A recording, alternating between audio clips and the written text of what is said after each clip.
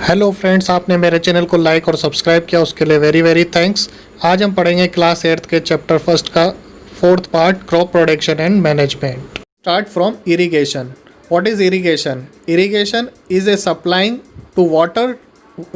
Water to plants. ये एक इसमें क्या करते हैं, हम खेतों के अंदर पानी को सप्लाई करते हैं। तो पानी को सप्लाई करना ही क्या कहलाता है?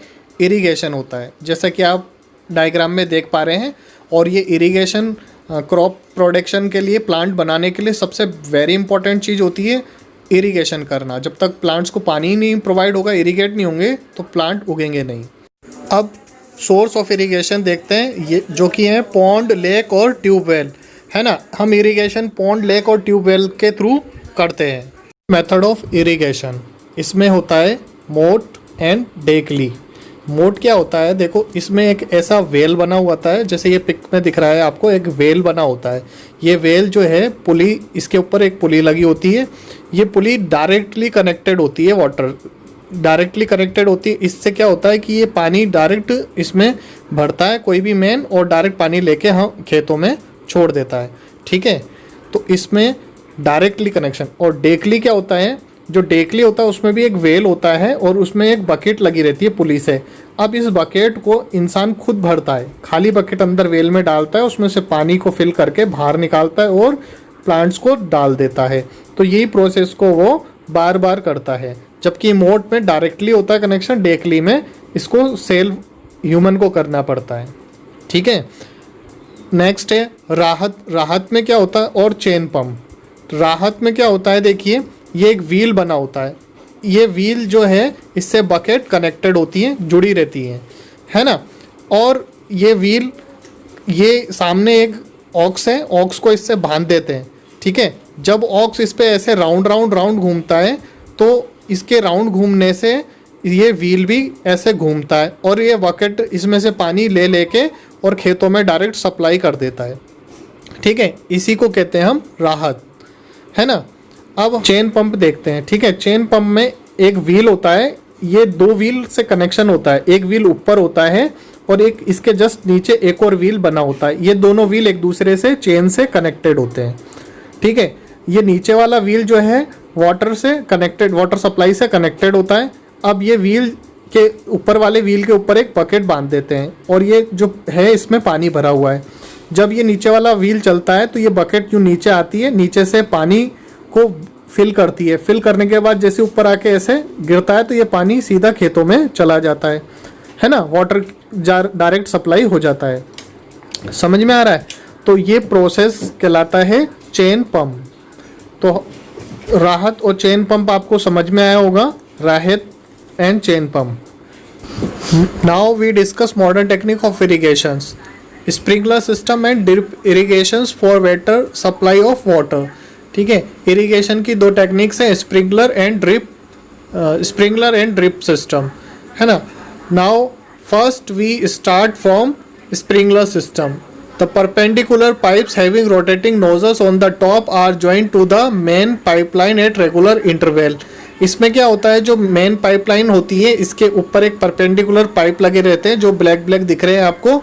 इसके नीचे एक मेन लाइन है, इसके जस्ट ऊपर ये परपेंडिकुलर पाइप्स लगे रहते हैं। इन पाइप्स के जस्ट टॉप पर एक नोजल लगा रहता है ना, जिसमें से ये फवारे से पानी निकल रहा है।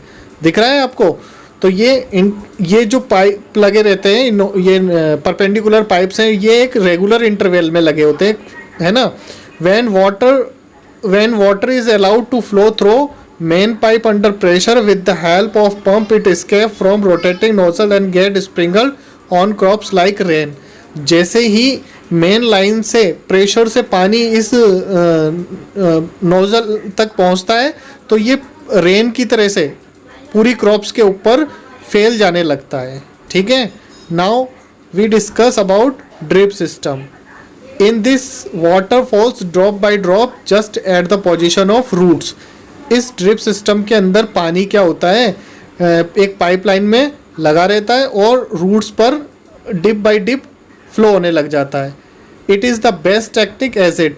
ये एक बेस्ट टेक्निक होती है जो प्रोवाइड करती है वाटर को डायरेक्टली रूट पर ड्रॉप बाय ड्रॉप, और इससे सेव होता है वाटर। जहाँ पानी की कमियाँ होती है वहाँ पर ऐसी एक पाइपलाइन बिछा दी जाती है जिनमें छोटे छोटे छेद होते हैं, उनसे वाटर गिरता रहता है कहाँ पर, रूट्स पर। Now we see the usages of it. It helps in translocation of food and protect crops from frost and hot climate. यानी ये क्या करते हैं, फूड की ट्रांसलोकेशन करने में मदद करते हैं और क्रॉप को प्रोटेक्ट करते हैं फ्रॉस्ट एंड हॉट क्लाइमेट से। Now we see the disadvantage of excess irrigation. अगर हम ज़्यादा इरिगेशन कर देंगे तो क्या नुकसान होगा इससे, तो ये होगा seeds can not respire and roots do not grow well. Seeds respire नहीं कर पाएंगे, गैसों का एक्सचेंज नहीं हो सकेगा उसमें, और रूट्स जो होंगी वो ग्रो नहीं कर सकेंगी अच्छे से। Now next point is weeds. The process of removing weeds are called weeding. These are unwanted plants that grow along with the main crops. Weeds क्या होते हैं, जो unwanted plants होते हैं जो क्रॉप में उग जाते हैं, बिन उगाए ही उग जाते हैं, उसको रिमूव करना ही क्या कहलाता है, weeding. Now example of weeds, amaranthus, grass, wild oats, ये सब weeds के example है, ये सब unwanted plants हैं. Now we see the disadvantage of weeds. compete with main crop for nutrient, space, sunlight, water etc. ये क्या करते हैं, जब ये क्रॉप में उग जाते हैं तो क्रॉप को प्रॉपर न्यूट्रिएंट नहीं मिलने देते हैं, उनमें स्पेस नहीं रहने देते हैं, उसको सनलाइट, वाटर, ये सब चीज़ की कमी कर देते हैं। ठीक है, तो ये होता है डिसएडवांटेज ऑफ वीड्स। अब हम मेथड्स देखते हैं वीडिंग के। तो मैनुअल वीडिंग क्या है, इसमें रिमूविंग वीड्स बाय हैंड। जो वीड्स उग जाते हैं उनको हम बाय हैंड भी रिमूव कर सकते हैं। नेक्स्ट है weedicides by using chemicals like 2,4-D etcetera. उसमें केमिकल्स वगैरह डाल के 2,4-D आता है, सबसे बेस्ट होता है ये 2,4-D वगैरह डाल के, या वीडिसाइड्स का स्प्रे किया जाता है जिससे वीडिंग रिमूव हो जाती है। Now protection of crops. अब हम देखते हैं क्रॉप्स को प्रोटेक्ट कैसे किया जा सकता है। Crops are protected from pests or organism that damage crops.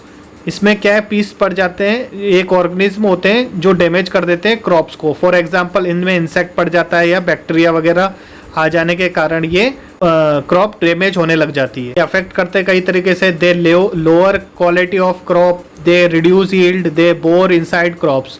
ये क्रॉप की क्वालिटी को लोअर कर देते हैं, यील्ड को रिड्यूस कर देते हैं और क्रॉप के इनसाइड में चले जाते हैं, जिससे क्रॉप खराब हो जाती है। They are killed by pesticides. उनको ख़त्म किया जा सकता है पेस्टिसाइड्स डाल के। For example DDT, BSC etcetera, ये सब मार्केट में अवेलेबल होते हैं। ये डाल के भी हम वीड्स को, बैक्टीरिया वगैरह को फिनिश कर सकते हैं। अब नेक्स्ट है हार्वेस्टिंग। ठीक है, जिसे हम नेक्स्ट वीडियो में हम देखेंगे। आप मेरे चैनल को लाइक सब्सक्राइब करना मत भूलिए और दोस्तों में शेयर कीजिए। Thank you very much.